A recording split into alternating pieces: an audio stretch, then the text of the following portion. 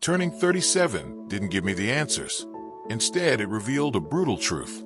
Adulthood is just improvisation. However, the men who actually thrive aren't the ones with a 10-year plan. They're the ones who learn how to build the plane while they fly.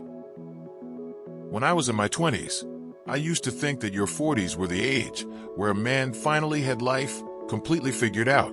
You have the career, the family, the house, and somehow, this calm, unshakable confidence where nothing throws you off. Then I turned 37. I became a father, and I realized something that changed everything. Nobody has it all figured out. The biggest lie we believe in our 20s is that life eventually reaches a smooth, flat plateau where the problems stop.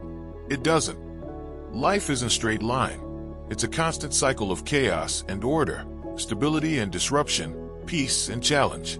And once I understood that cycle, I started paying attention to the lessons life was teaching me. Over the years, I've collected 18 core life lessons that help me cope, grow, and stay grounded as a man and as a father. But sharing all 18 might be too much to share in one video.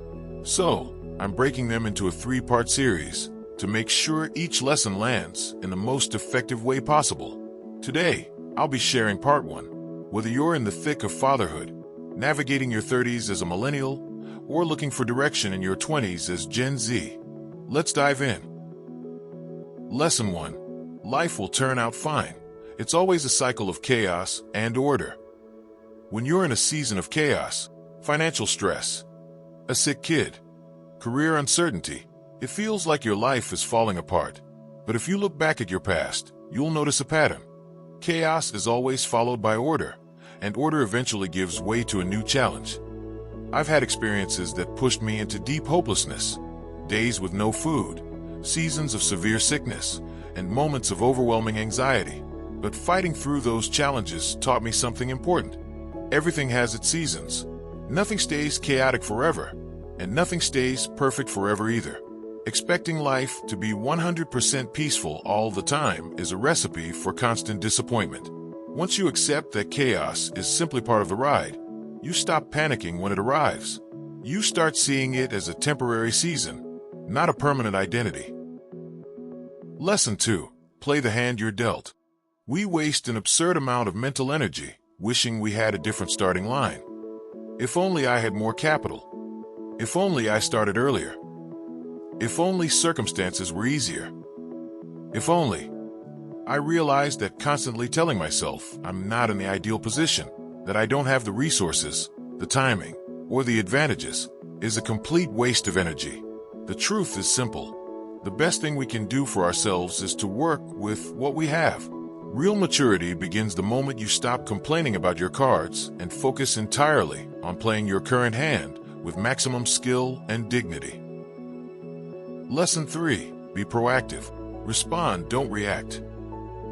I learned this from the book The 7 Habits of Highly Effective People. Stephen Covey highlights the gap between a stimulus and your response. And that gap is where your power lies. No matter what the situation is, you still have control over your thoughts, your reactions, and your behavior. That's what it means to be proactive.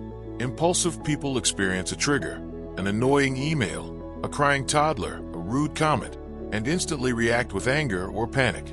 Mature men pause in that 2-second gap. Take a breath. Choose a deliberate response instead of an emotional explosion. That single pause will save you from hundreds of unnecessary regrets. Lesson 4.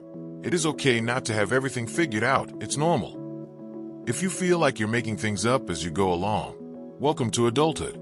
Most of us are improvising far more than we admit. Trying to control every detail of the next 5 years is impossible. And honestly, it's a recipe for anxiety. You don't need a 10-year master plan to take the next right step today. Action creates clarity. Waiting for certainty just creates paralysis. At 37, I finally accepted something freeing. Nobody has it all figured out. Not your friends, not your coworkers, not even the people you admire. Life is too complex to fully understand. You're not meant to have every answer in advance. You're supposed to learn as you go, adjust as life unfolds, and grow through the experiences you never planned for. Adulthood isn't about perfect foresight. It's about steady movement. It's about taking the next right step, even when the whole path isn't visible yet. We are building the plane as we fly, learning, repairing, adjusting, and improving while already in motion. Lesson 5. Let things go. Give it all your worries to God. There comes a point where human effort reaches its limit. You can prepare and work hard, but you still can't control outcomes, people, or the world around you. Some things simply aren't yours to carry. There's a story I heard in church back in my early 20s, and even now at 37, I still haven't forgotten it. The priest asked, "How do you catch a monkey?" He explained, "You use a coconut shell as a trap. You carve a small hole, just big enough for the monkey's hand to slip in, but too small for it to pull out once it clenches its fist. Inside the shell, you place food. The monkey reaches in, grabs the food, and becomes trapped. It can't run away, or it won't get far because its other hand is stuck. The trap isn't strong. The monkey is simply unwilling to let go. The only way for it to escape is to release what it's holding, but it won't, and that's why it gets caught." That short story taught me something I still carry today. Sometimes, the only way to move forward in life is to let go. Give everything you can, then surrender the rest. Trusting God, or a higher purpose, isn't giving up. It's choosing peace over anxiety and accepting that you've done your part. Lesson 6. Forgiveness is for you as much as for others. We often think holding on to resentment punishes the person who wronged us. It doesn't. Most of the time, they've moved on, while we're the ones still carrying the weight. Unforgiveness is like drinking poison and waiting for the other person to suffer. It slowly drains your energy, your focus, and your ability to be present. Forgiving someone isn't about excusing their behavior. It's about clearing out the mental clutter that keeps you stuck in the past. As a father, you can't afford to live distracted or emotionally heavy. Your family needs the version of you that's fully here, not buried under old wounds. And remember, forgiveness isn't just for others. It's for you. It's also about forgiving yourself for the mistakes you made when you didn't know better, when you were younger, overwhelmed, or simply trying your best with limited tools. Letting go of resentment is one of the most powerful forms of self-care. It frees your mind, softens your heart, and gives your family a healthier, more grounded man to come home to. These are the first 6 lessons I've learned so far, shaped by my experiences, my failures, and the moments that forced me to grow. I hope these lessons help you navigate life with more clarity, more peace, and a deeper sense of fulfillment.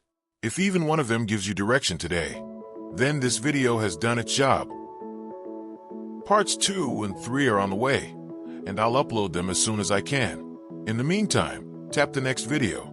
It breaks down the full Dad Foundations playlist so you can continue building a stronger, more grounded fatherhood. Or, if you want something quick and practical, tap the video where I share how to accept and deal with hard life. It's the perfect follow-up to everything we talked about today.